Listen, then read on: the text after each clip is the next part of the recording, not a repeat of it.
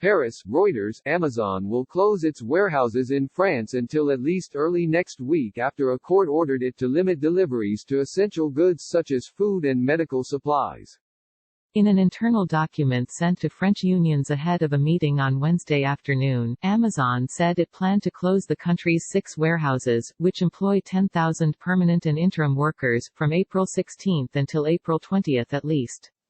The company is forced to suspend all production activities in all of its distribution centers in order to assess the inherent risks in the COVID-19 epidemic and take the necessary measures to ensure the safety of its employees during that period, Amazon said in the document seen by Reuters.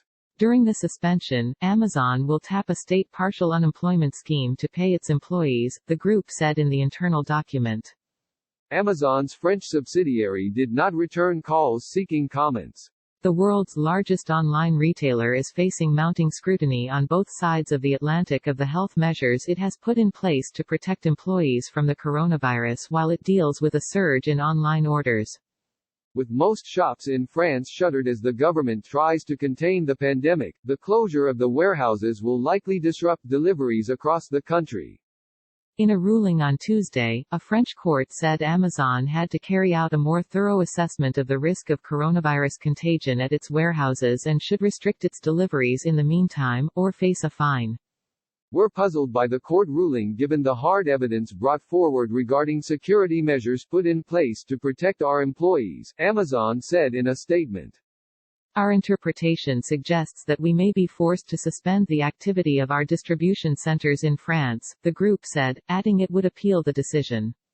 The case followed a complaint filed by Union Syndicale Solidaires, a French group of trade unions. Some of them had called for the complete closure of Amazon's activities in France, or at the very least a clampdown, after raising concerns over health standards at its shipping sites, arguing they were too crowded.